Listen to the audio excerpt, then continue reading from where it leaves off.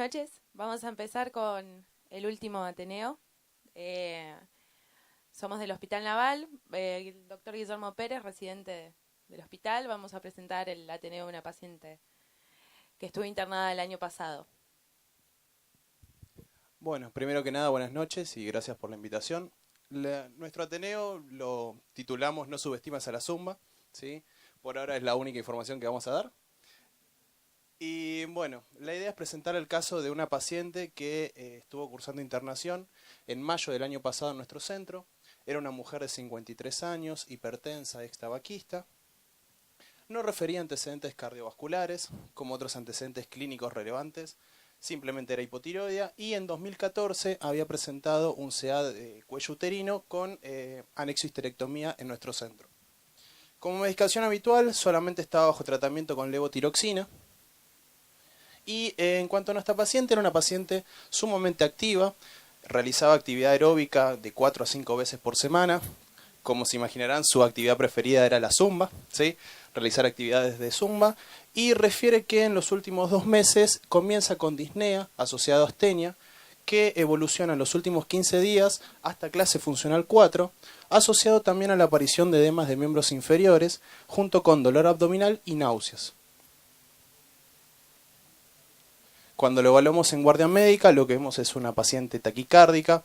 Al examen cardiovascular se encontraba mal perfundida, con evidencia de edemas infrapatelares, bilaterales simétricos. En cuanto a la auscultación cardiológica, lo que predominaba era un soplo sistólico regurgitante a nivel del foco mitral, con irradiación axilar, y se observaba ingurgitación yugular 2/3 sin colapso. En cuanto a lo respiratorio, la verdad que la mecánica ventilatoria era regular, sobre todo por su taquipnea. A nivel de la auscultación, lo que predominaban eran los rales crepitantes hasta campos medios. Y en cuanto a la semiología abdominal, claramente presentaba dolor a la palpación profunda en hipocondrio derecho, asociado a una hepatomegalia de aproximadamente 2 a 3 traveses de dedo por debajo del reborde costal. Todo paciente que entra a la guardia tiene un laboratorio. Y en las particularidades del laboratorio era que presentaba una leucocitosis con una leve desviación hacia la izquierda. También presentaba un deterioro de la función renal que en las internaciones previas no lo había tenido. La internación por la histerectomía, con un clearance de 34 mililitros. Por otra parte, tenía alteración del hepatograma, transaminasas normales, pero la bilirrubina se encontraba alterada con un valor de 2,8 miligramos a expensas de la bilirrubina directa. También presentaba alteración del coagulograma con un TP de 30% y le realizamos un estado ácido-base arterial con una FIO al 0,21 que nos arrojaba una alcalosis respiratoria con un láctico de 1,8. De forma protocolar, todos los pacientes que ingresan a la guardia le realizamos una radiografía de tórax frente. En esta podemos evidenciar un índice cardiotorácico aumentado a expensas de las cavidades izquierdas con claro signo de redistribución de flujo, compatible con la clínica que habíamos observado. Y en electrocardiograma veíamos una taquiarritmia Curres angosto, ¿sí? Interpretada como una taquicardia sinusal a 110-120 latidos por minuto. Una vez que evaluamos a la paciente, la interpretación diagnóstica inicial fue la de insuficiencia cardíaca global. Como la paciente venía virgen de furosemida, lo que hicimos fue iniciar el tratamiento con diuréticos en bolo. La verdad que la respuesta fue escasa, por lo cual iniciamos una infusión en bomba continua de furosemida a 200 miligramos día. La respuesta no fue la que esperábamos, por lo cual decidimos asociarle apoyo inotrópico con dobutamina. Sí.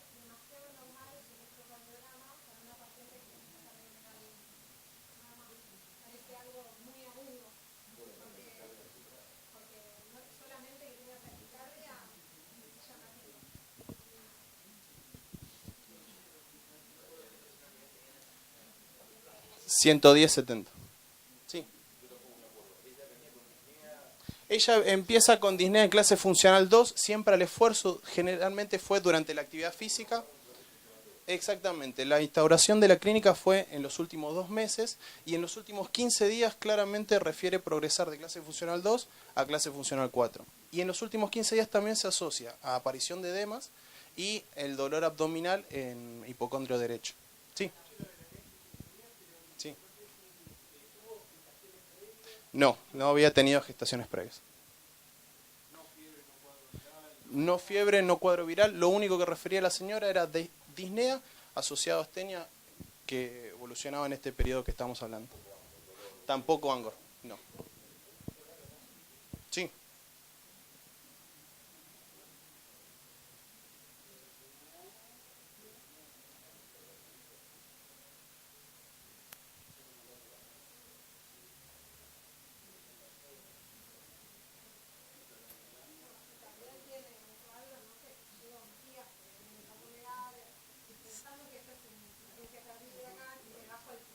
Ujú. Congestión hepática. Exactamente, se interpretó como secundaria la congestión hepática. Un epifenómeno a la insuficiencia cardíaca. Sí.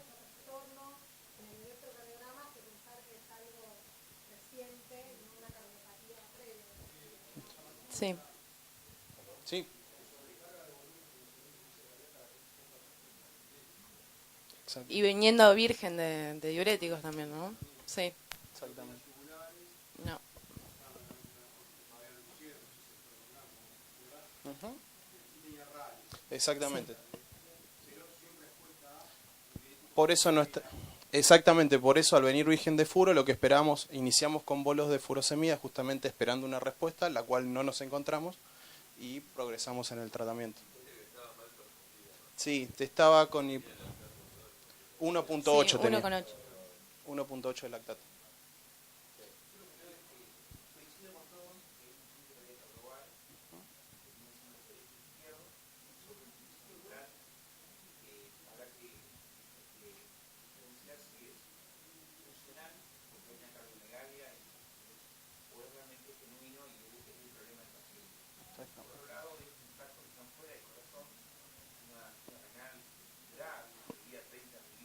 Totalmente.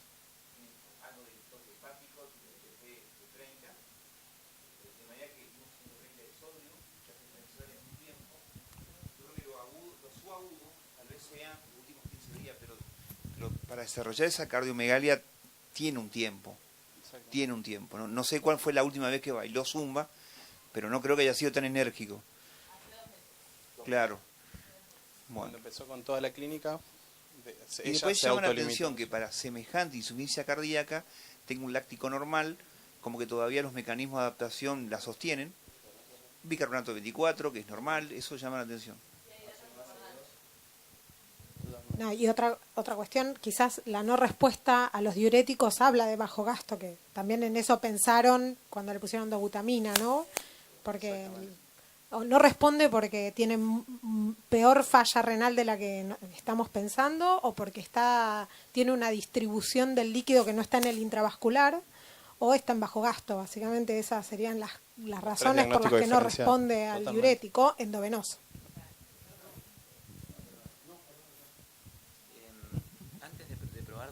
¿Probarías nitroprusiato, algún vasodilatador sin que sea inotrópico? ¿Qué harías, Ricardo? A mí me gustaría tener un dato más de qué estoy tratando. Probablemente antes intentaría tener un eco, probablemente. El corazón no es sano, la placa, claramente el corazón no está sano. Y hay, como bien dijeron, algunos datos discordantes. Si vos te agarrás, el corazón está dilatado, la paciente está mal perfundida, y probablemente sí. Por ahí me hubiera gustado una vía central y una saturación venosa central, algún dato más antes de irme a los inotrópicos. Por ahí, para mi gusto, no digo que esté mal, tal vez hubiera demorado un poquitito más y tener un dato más de que realmente los necesita. Me da la impresión de que va a terminar necesitándolos, pero por ahí hubiera pasado por uno o dos pasos previos, pero hay que ver, esto fue a la noche, fue el fin de semana, cuando yo conozco muy bien el hospital. Para hacer un eco no es tan fácil como en otros lugares, ¿no? Exactamente. O sea, entiendo que por ahí debe estar la cosa, pero probablemente nosotros le hubiéramos hecho un eco, ni bien la internamos y...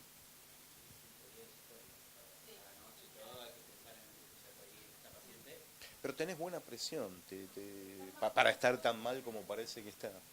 Y me falta lactato. Digamos, hay algunas cosas que no cierran. Totalmente. Varias cosas que no cierran. Fue en el mismo centro. Fueron alrededor de 3 años. En el 2014 se hizo la anexohisterectomía, función hepática, función renal normales, y en el 2017 entra al servicio de cardiología. No teníamos datos en cuanto a la cardiología.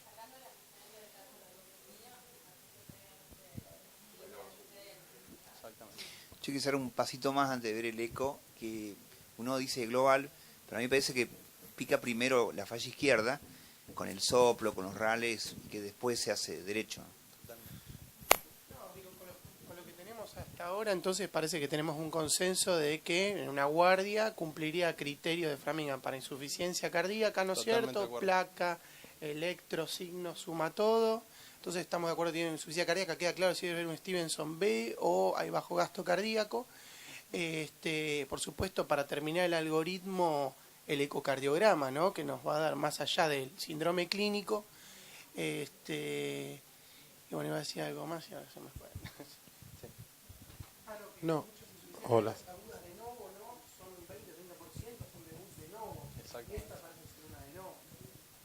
Hola.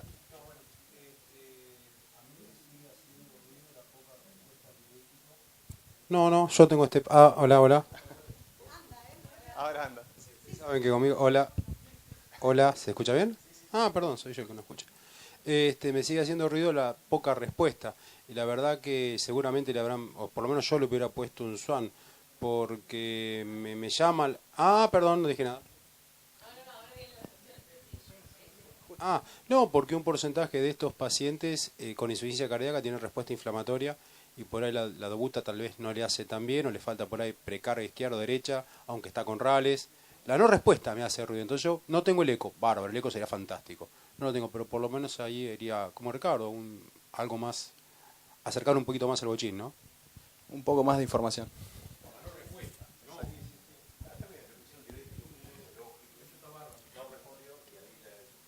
Poniéndose un poco del lado del vasodilatador, para bajo gasto, más allá de la mala perfusión que tiene, voy a insistir con el ácido base. Tenemos un 24 de láctico, 24 de carbonato con 1,8, 1,78 de láctico. Para el lado bajo gasto es como que cuesta un poco, sin embargo, cuando uno va de vuelta a mirar el resto, 130 de sodio en una paciente con sobrecarga de volumen, con esa placa, con ese corazón agrandado, y creo que me pondría del lado del vasodilatador, estando acá sentadito. Estamos todos de acuerdo. Totalmente. Y también, o sea, dependiendo el acceso que uno tenga al ecógrafo es diferente. Con el ecógrafo es como con hemodinamia, todos mandamos a estudiar, todos decimos que tiene esos supradudosos, todos lo mandamos a estudiar. Pero el vasodilatador, por eso. Totalmente. Es más fácil ponerle inotrópico que hacer un eco. Totalmente. No, es una Totalmente. contradicción, pero sí, es así.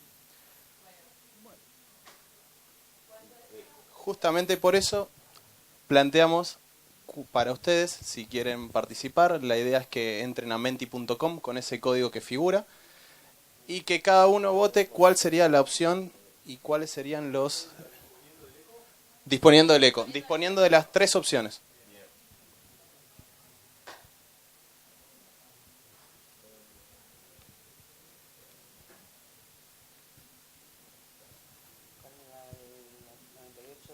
¿98? 98 30 43.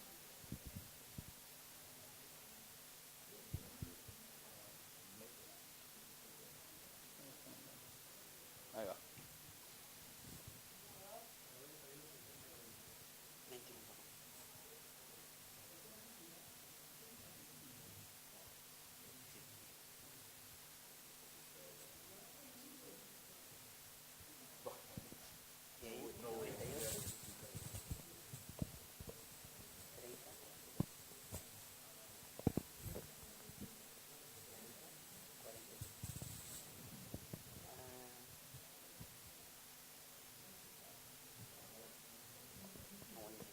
Cuando lo hacemos casi todo. Hay puesto el detalle de gráfico arriba del... Sí. Buena opción.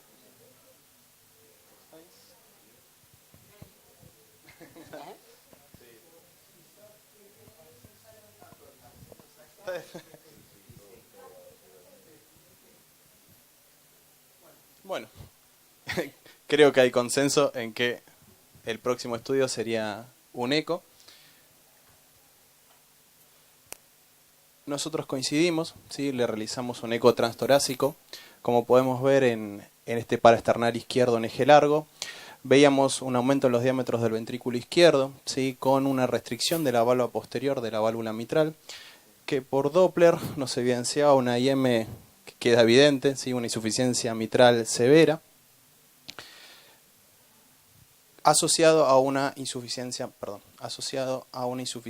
aórtica leve, ¿sí?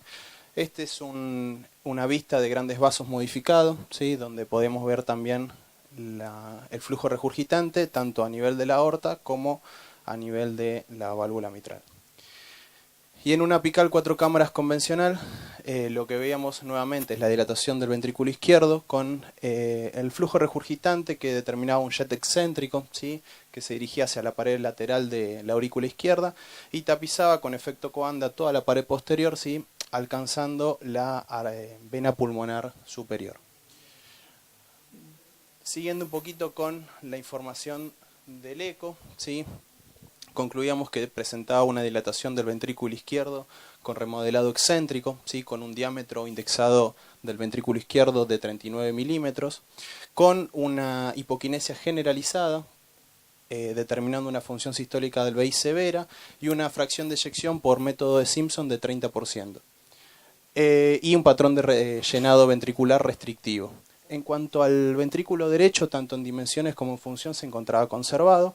Presentaba una dilatación moderada de la aurícula izquierda y evaluando la válvula mitral, la verdad que las valvas no presentaban alteraciones estructurales, pero sí se evidenciaba la restricción de la valva posterior y bueno, el flujo que estuvimos charlando, el flujo excéntrico hacia la pared lateral que alcanzaba la vena pulmonar superior.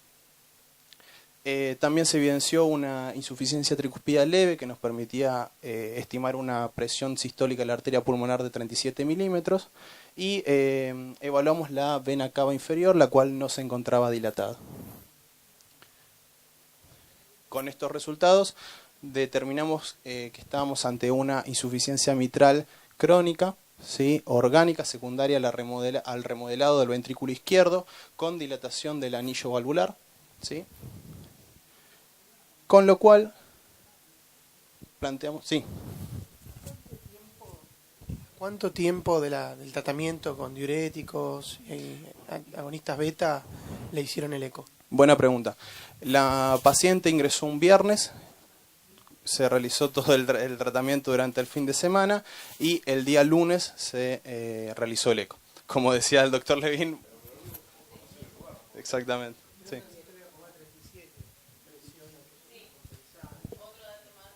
Sí, por eso a mí me sigue haciendo ruido la no respuesta al diurético. Inicial. Ahora una vena cava inferior no dilatada, ahora una paciente que está con impacto hepático, con impacto renal, con una alcalosis metabólica, que eso puede ser por hipovolemia también, o sea, y encima le hacemos diurético, o, perdón, es una alcalosis respiratoria que se está hiperventilando. Sí. ¿Por qué no una paciente con esta patología? Y le pregunto a Ignacio, y otra causa, ¿no? La insuficiencia respiratoria, tal vez no esencialmente cardiogénica, si bien estamos en una terapia de cardiología, pero ¿no? Viendo la respuesta, a mí me sigue haciendo ruido eso, perdón. Bien. La instauración del tratamiento con diuréticos en bolos tuvo una pobre respuesta, con lo cual iniciamos la BIC de furosemida a 200 miligramos día. No tuvo las respuestas que esperábamos, iniciaba el balance negativo, pero no tenía el ritmo diurético que nosotros esperábamos a esa dosis, y le agregamos la dobutamina a las primeras horas del sábado. Sábado, domingo, responde con balance negativo, y el lunes se plantea en otras condiciones de carga a la de ingreso el ecocardiograma. Ahí, antes que nada, voy a torturar la cabeza con esto. Estaría bueno cuando hacemos este tipo de eco, mirar un poquito los pulmones, para ver líneas A, líneas B, para ver seguimiento de tratamiento también está bueno, y para ver qué tenemos y ir aprendiendo nosotros también a hacerlo.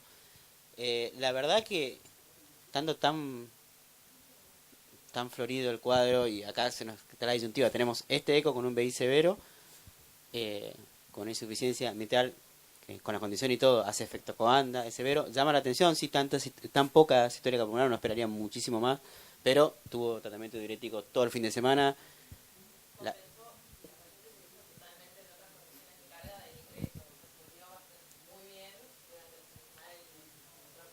Y llama la atención que no sé qué dosis de dobuta tiene, pero tiene 30% de presión de eyección con la dobuta puesta. Y con eso hace un poco coanda para lo que estamos esperando, creo que una función conservada, eso pintaría toda la aurícula. Llama la atención también la aurícula derecha, capaz que por cómo estaba hecha la ventana, me impresionaba más dilatada, pero bueno, si lo informa, por ahí estaba más enviciado para este lado. La verdad que buscando una causa respiratoria con este cuadro tan florido, un diagnóstico diferencial, pero no lo buscaría porque tiene los rales muy marcados. Supongo que durante el fin de semana esto mejora, por eso te decía lo del eco pulmonar por ahí para orientar, con las líneas B, líneas A, si tenemos todo esto, y a pesar de esto vemos líneas A o vemos derrame pleural, que también podemos hablarlo nosotros, puedo pensar en otra cosa, pero la verdad que es tan florido el cuadro con esa de sección y todo esto, lo que no cierra, para todo lo que estamos viendo ahora, me cierra menos el ingreso todavía. Claro. Me cierra mucho menos el bajo gasto. Un dato que es bueno y que quizás no se mencionó fue que la paciente tuvo mejoría sintomática también, ¿no? Con el inotrópico y el balance negativo. No, la función renal mejoró al 7º día aproximadamente con el balance negativo una vez totalmente empezó seco. Acá todavía seguía con sobrecarga de volumen, pero eran otras condiciones de carga del ingreso después de 48 horas. Sí. El bicarbonato, o sea, parece Sí. insuficiencia renal, Sí. no me tiraría para ese lado. El sodio me cierra para sobrecarga de volumen, me quedo más tranquilo. Lo que no me cierra, el estado ácido base, Sí. si me trae mi residente le digo que se sacó sangre él. Viendo el eco y repasando para atrás, creo que es una paciente que claramente se beneficia más del nitroprusiato que de la dobutamina. Sobre todo porque ya se ve balance negativo y ahora lo que le falta es más vasodilatación y, digamos, me parece que le va a venir mejor ahora el nitroprusiato que la dobuta. Bien. Quizás del principio. No se le hicieron marcadores porque no refirió dolor en nuestros hospitales. Claro, síntomas anginosos y troponina. Lo usamos para el seguimiento de insuficiencia cardíaca.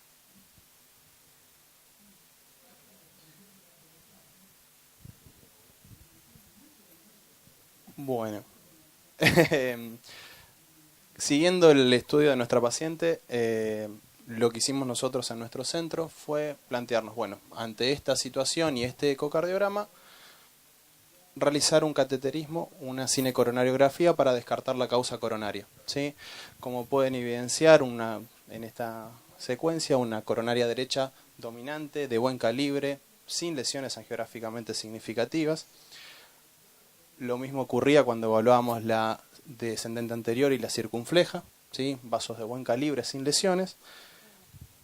Y completábamos el estudio con una proyección Spider donde veíamos también la integridad del tronco de coronaria izquierda.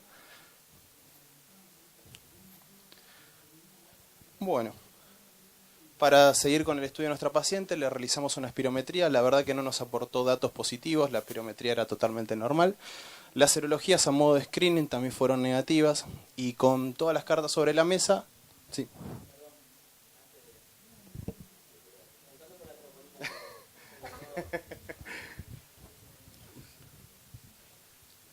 Llegamos al cateterismo pensando en lo que lo preguntó Juan Pablo de la troponina. ¿Alguno de nosotros le hubiera pedido troponina a esta paciente antes de hacerle el cateterismo o de entrada pensando, pero Yo sí le hubiera pedido troponina de ingreso. El electro es demasiado normal, insisto. Y para descartar, primero porque va a estar alta seguro igual, pero para descartar la causa isquémica es importante. Quizás no tuvo dolor. Yo le hubiera pedido troponina. Es verdad que, bueno, no sé, por ahí le tenés que hacer una curva. Yo nunca pensé que esta señora igual tiene algo isquémico, ¿eh? Yo, de hecho, mi próximo estudio no hubiera sido una cinecoronariografía, más allá de la troponina, porque sin pasar por la tropa, no sé. Juan Pablo, ¿qué metiste de la troponina? No, yo metí la troponina por 2 personas porque uno de las imágenes que tengo una miocarditis, entonces ahí la troponina te va a dividir si esto es algo más crónico o es algo agudo, y lo otro es si la señora, como tiene esa insuficiencia mitral tan excéntrica, si se le tapó la circunfleja va a tener 1000 de troponina. Entonces creo que lo pediría por esas dos cosas, no lo pediría por otra cosa.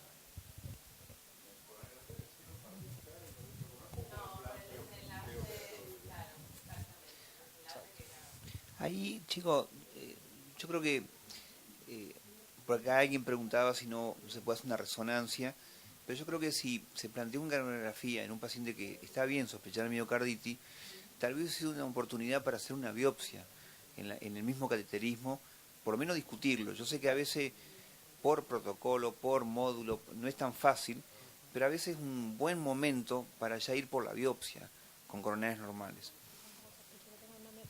Igual, si hubiéramos sospechado eso, también le tendríamos que pedir una troponina. Yo lo que pienso es que tiene algo estructural que posiblemente sea reversible por cómo veo que viene la cosa de la zumba y de todo eso. No sé, quizás no. O por ahí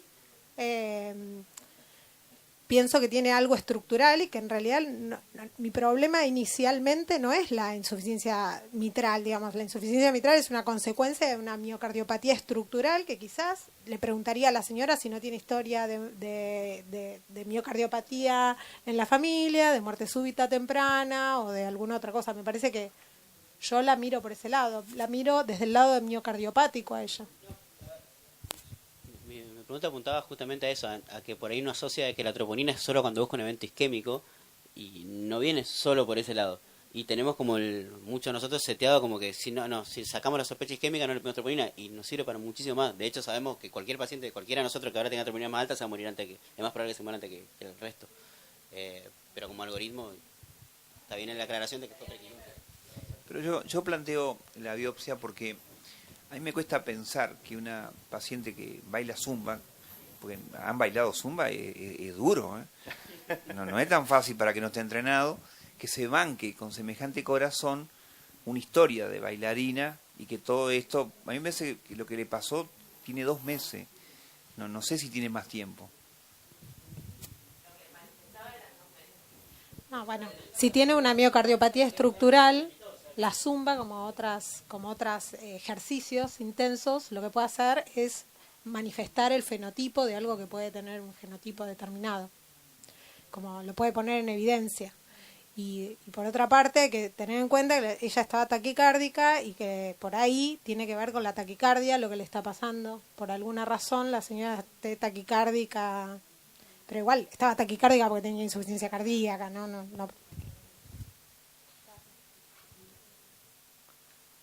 Bueno, una vez que teníamos nuestras cartas arriba de la mesa, le calculamos un Euroscore que nos arrojaba un valor de 7.8%. Y ahora, de vuelta, abrimos el juego de cómo continuarían con esta paciente. Sí. Se planteó que la valvulopatía era quirúrgica.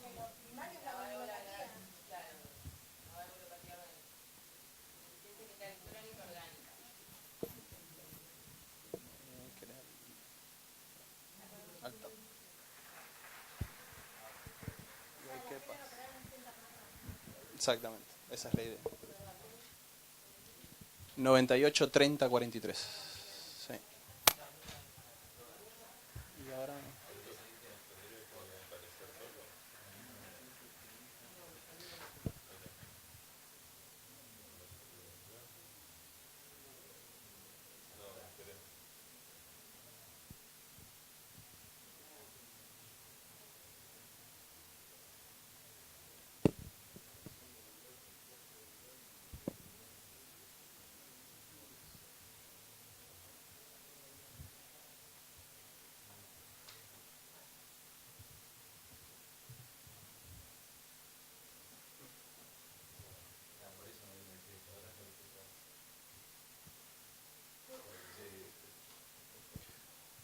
Bueno, veo que ahora está un poco más repartido la estrategia que continuarían.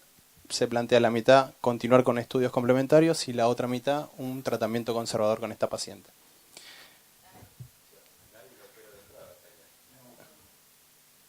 Sin embargo, nosotros nosotros pensamos un poquito distinto y nos planteamos la reparación de la válvula. Se hizo el reemplazo de la válvula debido a la experiencia que tiene nuestro equipo quirúrgico, ¿sí? Que no tiene, la verdad, valga la redundancia, una gran experiencia en lo que es plástica mitral, sino que tiene mucha más experiencia en el reemplazo. Se realizó el reemplazo valvular en esta paciente. Se hizo con una prótesis mecánica número 23, con apoyo de circulación 27, con apoyo de circulación extracorpórea, con un tiempo de clampeo de 75 y de desclampeo de 55. Y la verdad que la paciente en el posoperatorio evolucionó favorablemente, ¿sí? No tuvo intercurrencias significativas durante el posoperatorio, mejora la función renal, mejora la función hepática que había presentado alterada al ingreso, y se decide por la válvula mecánica la anticoagulación con antagonistas de la vitamina K. En este caso utilizamos el acenocumarol, egresando el 1 de junio, ¿sí? En adecuado rango de anticoagulación con función renal y función hepática normales. Tanto clínica como en los parámetros de laboratorio, la mejoría era franca de la paciente. Eso fue el 1 de junio. 5 días después, sí. ¿Cuánto tiempo después de que ingresó la paciente se terminó operando? Bien, la paciente ingresa el 4 de mayo y la cirugía se hace el 20 de mayo, ¿sí? 16 días después, ¿sí? Y termina egresando el 1 de junio, ¿sí? Se operó estable, sin requerimiento de inotrópicos y solamente con tratamiento diurético. Sí. Porque la indicación de un perdón. Me lo ibas a aclarar. No, ¿cuál es el pensamiento para pensar en un reemplazo valvular en una IM funcional? Bien.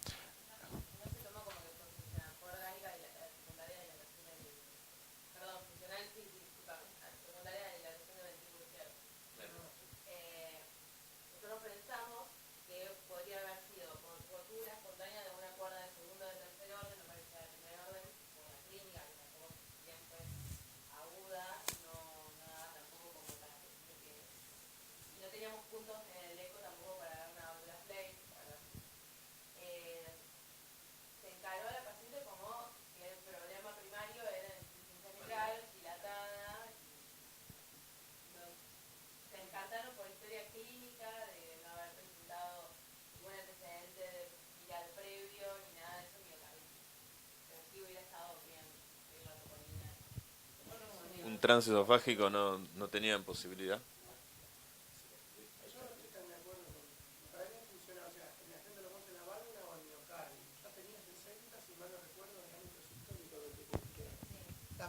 Las valvas se veían más bien delgadas, con tenting.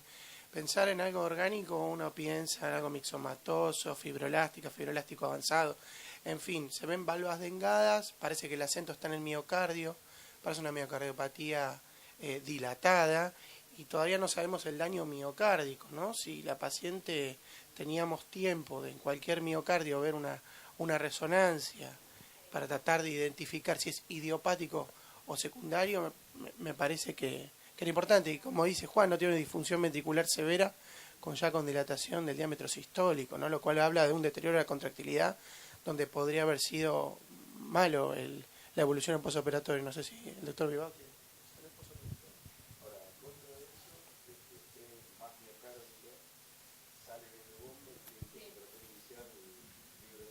Exactamente. Sí.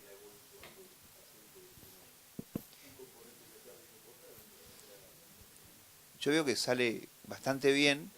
Uno podría decir el éxito no se discute, porque a veces pasa esto en la medicina, pero a mí me parece que yo lo que hubiese hecho es un transesofágico, porque ahí el informe es confuso, porque dice funcional, pero el jet es excéntrico, tiene un efecto Coanda, la aurícula izquierda no es chica, para pensar en una ruptura de cuerda es de 52, y hay algunas cosas que hacen pensar en algo más crónico, pero claro, si anda bien, ¿qué voy a decir? Yo no discuto el éxito.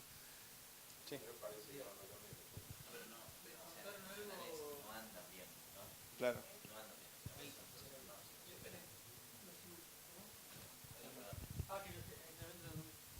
No, si los cirujanos les contaron algo de lo que es la macroscopía de la pieza, si digamos, en cuanto a la disyuntiva, si era orgánico o no, si encontraron alguna característica A de nivel la de válvula cuando... No teníamos eso.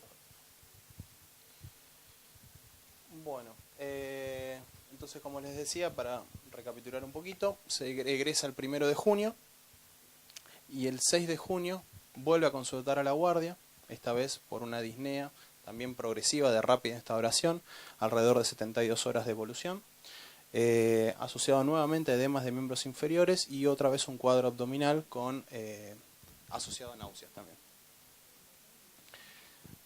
El examen físico, ¿sí? Nuevamente se encontraba con signos de mala perfusión, nuevamente edemas infrapatelares, ¿sí? Bilaterales simétricos, similares a los previos. En cuanto a la auscultación cardíaca, no presentaba grandes diferencias con la de egreso, no tenía soplos ni ruidos agregados. La mecánica era mala, a expensas de su taquipnea, rales crepitantes nuevamente hasta campos medios, y el abdomen otra vez se presentaba doloroso y congestivo en el hipocondrio derecho. Esta es la placa del nuevo ingreso, donde se puede ver nuevamente el índice cardíaco aumentado, a expensas de cavidades izquierdas. Se observa claramente la imagen de cerclaje external y el anillo protésico en posición mitral, con signo de redistribución de flujo, y asociado se veía una distensión del marco colónico, sobre todo a nivel del ángulo esplénico. Le hicimos un nuevo laboratorio en el ingreso, y lo que podíamos ver es un leve descenso del hematocrito. Había ingresado con un hematocrito de 33%. Otra vez vuelve a deteriorar la función renal, esta vez aún en grado mayor al ingreso previo, con 28 mililitros de clearance. La falla hepática nuevamente con transaminasas normales, pero la bilirrubina elevada de 3.3 a expensas de la directa. Y si bien la paciente se encontraba bajo tratamiento con acenocumarol, presenta un renal ingreso de 7.5 con un tiempo de protrombina de 10%, ¿sí? Siendo que durante el posoperatorio y mientras nosotros la anticoagulamos estando internada, nunca había presentado variaciones significativas en los niveles de anticoagulación. Mantenía una anticoagulación bastante estable. El estado ácido base arterial también a una FIO de 0.21, nuevamente alcalosis respiratoria, esta vez con un láctico de 2.3.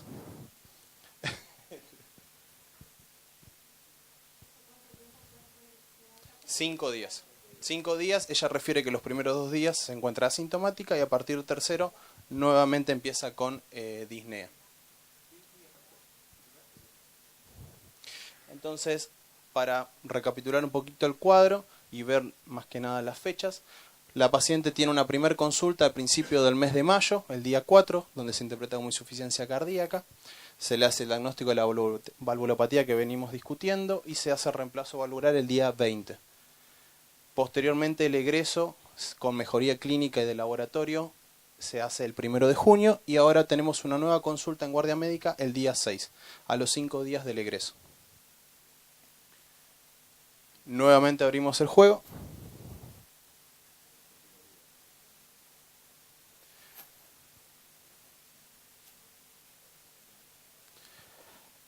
Planteamos las probables sospechas de este nuevo cuadro que tiene la paciente.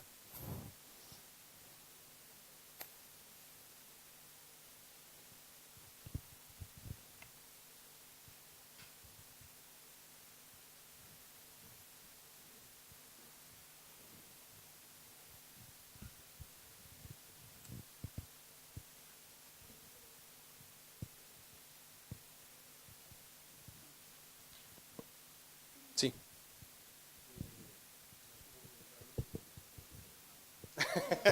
No hay problema.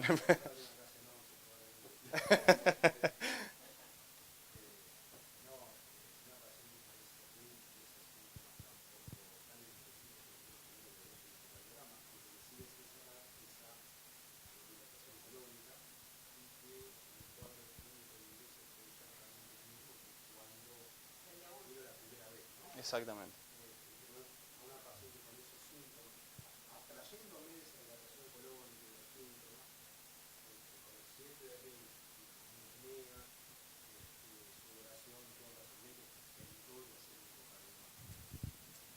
Perdón. Como... Sí, nosotros, digamos, obviamente antes del eco hacemos el ejercicio intelectual de ver qué es lo que uno piensa cuando está en la guardia en el reingreso de esta paciente.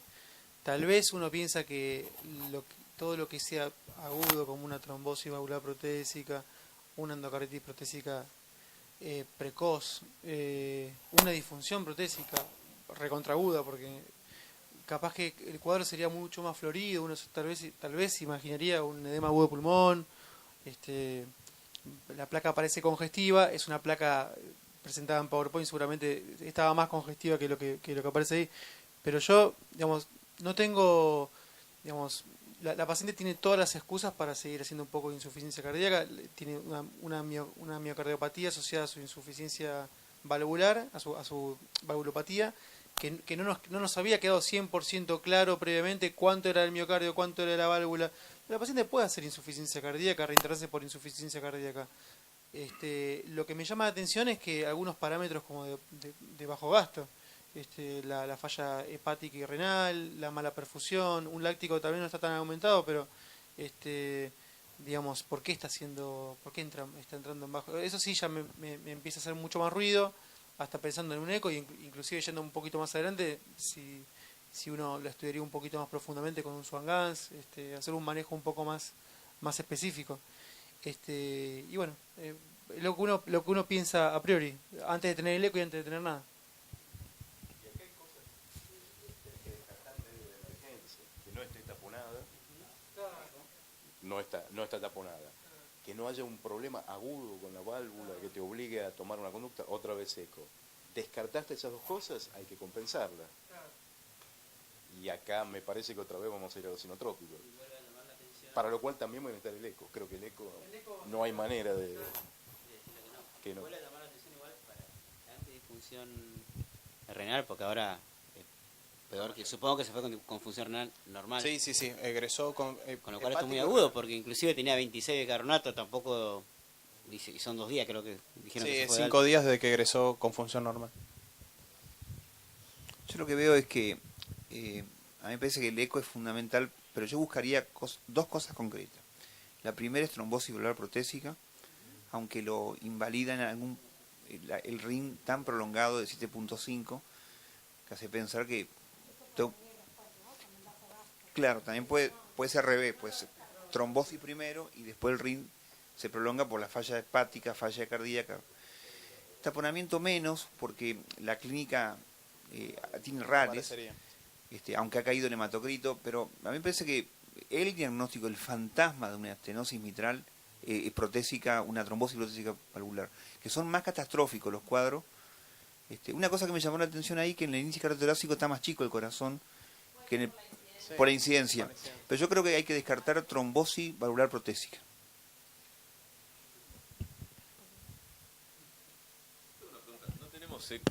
No tenemos eco antes del alta, ¿no? No.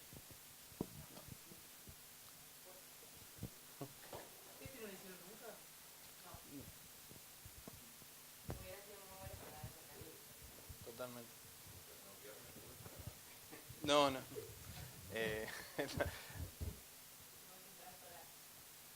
Coincidíamos en la necesidad del eco, como planteamos todos. Se hizo un eco transtorácico, nuevamente se veía el ventrículo izquierdo con una dilatación severa. Esta vez la fracción de eyección por método de Simpson era de un 20%, y como dato nuevo presentaba una dilatación del ventrículo derecho con un deterioro severo de la función ventricular y un anillo tricuspidio de 48 milímetros. La prótesis valvular, en cuanto a su análisis ecocardiográfico, se encontraba normoinserta, los gradientes dentro de parámetros normales, con un área valvular estimada de 36 milímetros también.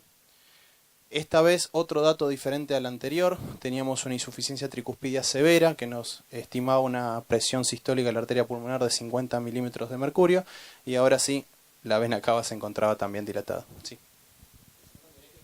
Este no.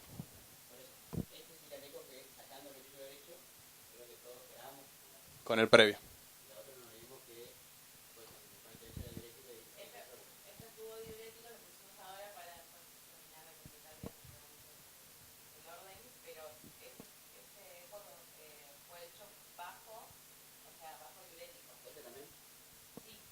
sin la diferencia, digamos, de tiempo con respecto al otro.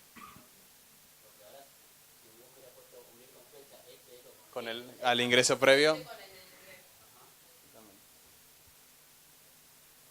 Bueno, ante todas el cuadro clínico de la paciente y el ecotrastorácico que teníamos, lo interpretamos como un síndrome de bajo volumen minuto, secundario a falla biventricular, por lo cual se inició nuevamente furosemida en infusión continua, presentó una regular respuesta, a lo cual se decidió el apoyo inotrópico vasopresor con dobutamina y noradrenalina por 72 horas. La verdad que la paciente evolucionó favorablemente, presentaba mejoría en su función renal, recuperó el ritmo diurético, realizaba balance negativo, con lo cual se le fue retirando progresivamente tanto el vasopresor como la dobutamina. El problema fue que 4 horas posteriores a la suspensión de la dobutamina... Sí, perdón.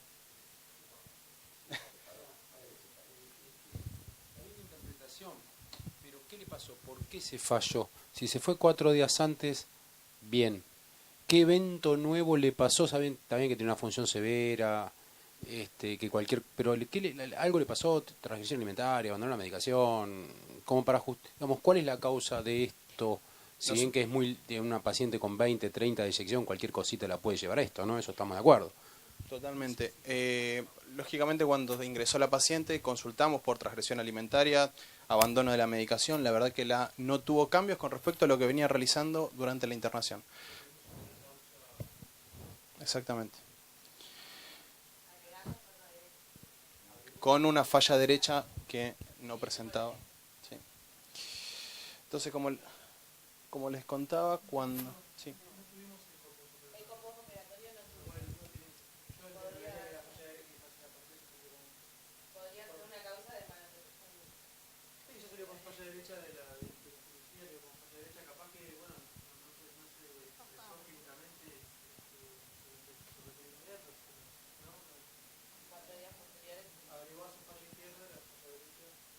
Y sería muy descabellado pensar en claudicación del VI al reemplazar la válvula, aumentar la poscarga, digamos, y que todo sea secundario a la disfunción ventricular izquierda. Totalmente. La falla de bebé agregada a eso me parece. Claro, sí.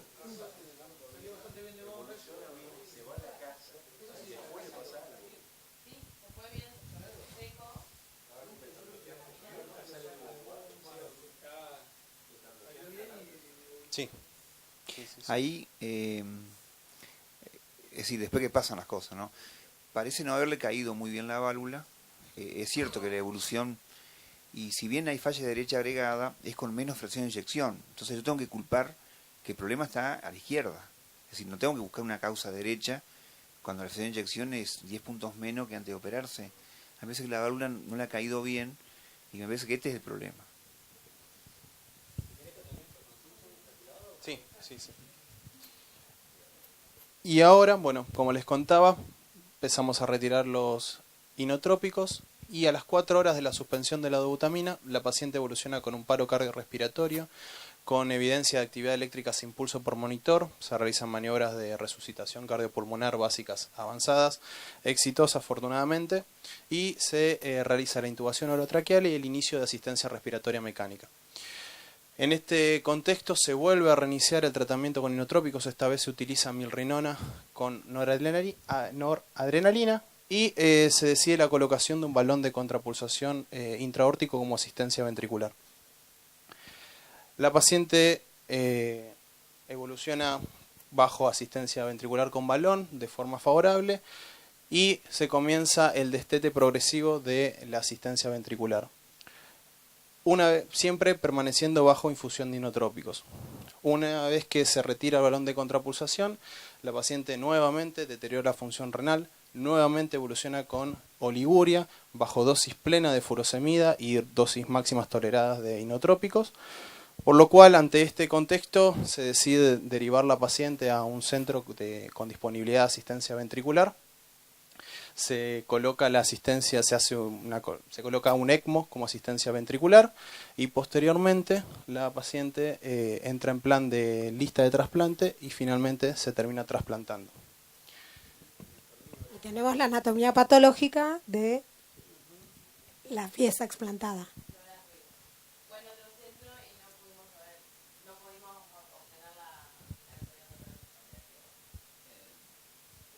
Me callé porque conozco a la señora y es una micropatía dilatada idiopática. Sí, y es interesante porque me acordé tarde de la señora, cuando puse el nombre, por eso no sé qué estudiando, pero la señora tenía, yo la conocí cuando tuvo unidad coronaria y le pregunté por su historia familiar y tenía el hermano muerto de muerte súbita a los 40 años, la hermana con arritmias ventriculares y disfunción ventricular, entonces parecía una micropatía genética, ¿no? Por ejemplo, no es nada más, pero sí, suerte lo terminó yendo bien, me parece.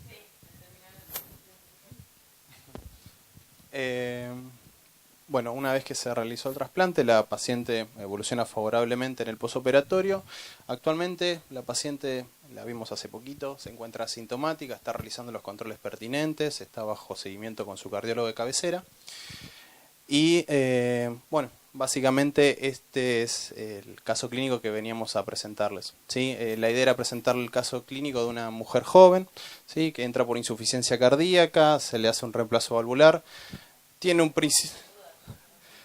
una primera evolución exitosa y posteriormente una evolución tórpida que con mala respuesta a tratamiento médico requiere asistencia ventricular y finalmente se decide el trasplante cardíaco, ¿sí? Todo esto teniendo en cuenta una mujer de 50 años, activa, que hacía actividad aeróbica 4 o 5 veces por semana, ¿sí? Y que el inicio de la sintomatología se dio en el contexto de esta actividad aeróbica.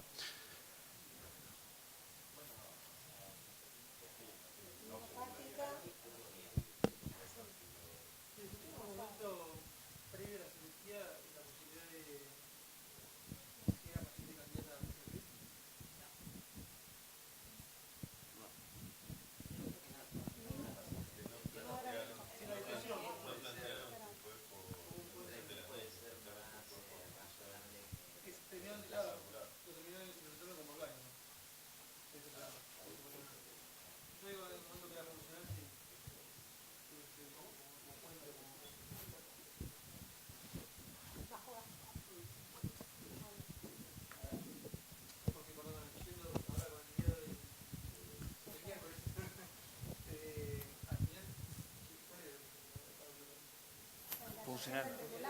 Era funcional. Con la restricción de la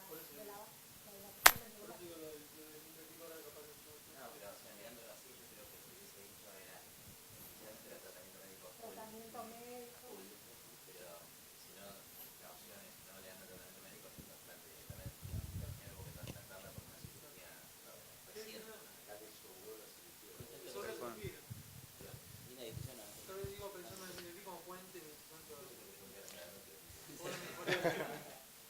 No, yo creo que, bueno, uno hace lo que puede, encima al principio parecía que andaba bien. A mí me parece que un transesofágico hubiese aclarado el mecanismo de la válvula y ya viendo que es funcional, optar por lo que dice Juan Pablo de tratarlo médicamente y si no va, no va y ya está. Pero yo creo que el caso...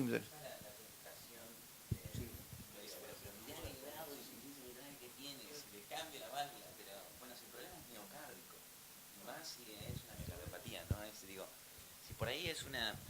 Cuando son isquémicos necróticos, si vos me decís, no, tiene una secuela lateral, por ahí eso puede ser distinto, pero cuando es una miocardiopatía dilatada, ahí ya directamente le va a caer malísimo el aumento brusco de la poscarga, y eso fue lo que le pasó, le aumentamos bruscamente la poscarga y se pinchó todo, digamos. No sé cómo, y me llama la atención cómo salió de bomba y se fue de alta, ¿no? Claro. Claro. O sea, a mí me parece que lo que pasa con estos pacientes es que son pacientes que tienen esa miocardiopatía dilatada y que la vienen tolerando por un equilibrio que no entendés cómo, y algo los saca del equilibrio. Puede ser una infusión, no sé, líquido, megalíquido, algo cuando salió del equilibrio se desbarrancó, como le pasó. Porque ¿cómo hacía zumba? Sí. Pero muchas veces los volvés al equilibrio y los tenés compensados un tiempo largo hasta que definís si en algún momento va a un trasplante. Porque igual, pero pueden estar años. para que le cambiemos la válvula, ¿no?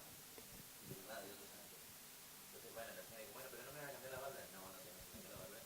Y la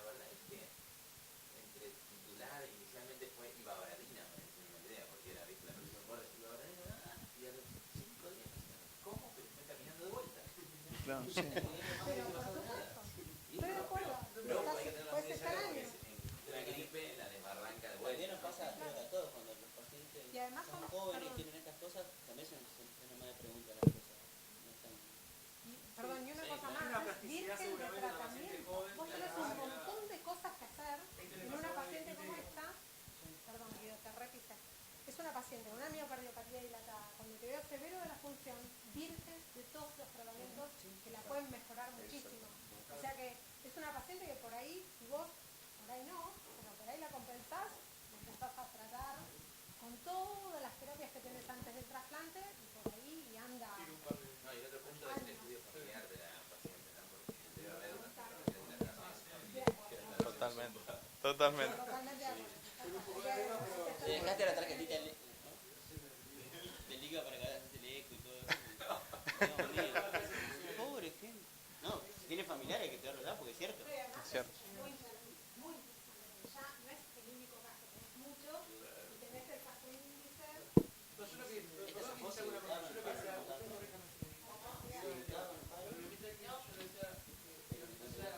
Definitivamente, yo ni siquiera no es candidato a un trasplante, porque voy a tener 60, tiene 80. Entonces me tranquilo, es una opción. Después de que falla el tratamiento médico. Falla el tratamiento médico, una vez me viene bien, pero ahorita aquí, a diferencia de una tranquila subaquina, no pasa de mitad severa a nada. Pasa de mitad severa y de mitad leve. Eso se tolera de otra manera. También nos quedamos con la duda por la ausencia del éter para saber si es factible o no, o el funcionamiento, el primer funcionamiento del hospital. Otro tema a discutir me parece en pacientes jóvenes que tienen disfunción una miocardiopatía con disfunción severa, idiopática. Yo entiendo lo del tratamiento, una prueba siempre mantener a médico. Terapia siempre tratamiento médico, va haciendo distancia, pero me parece que uno ya tiene que tener esta planta en la cabeza porque, digamos, ya sabés cuál va a ser la evolución final. Obviamente uno lo va esperando, pero no espera que empiece a deteriorar los órganos, ya empieza a fallar la vena, fallar el páncreas. No puedo conocer con Dolina, ¿no? Una paciente de cáncer, poner en ECMO a un paciente de cáncer, y vos le preguntás a la señora, bueno, ¿y hace cuánto que tiene ese cáncer? ¿Está curado? ¿No está curado? No sé, pero me hizo unas pruebas. Bueno, entonces hay que poner a las 9 de la noche una señora con ECMO para el paciente de cáncer. Para trasplantarla, que la vas a inmunosuprimir. Así que bueno, a modo de mensaje final de parte del Hospital Naval, nunca subestimen a la Zumba. ¿Sí?